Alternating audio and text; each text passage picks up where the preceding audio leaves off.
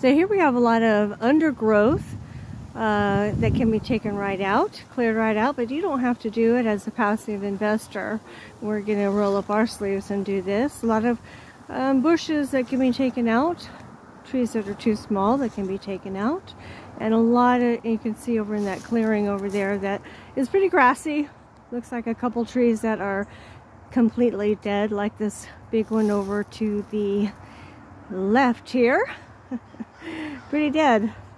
So we'll take that big tree out, hopefully. We've got a lot of work to do. We're forcing value, forcing appreciation.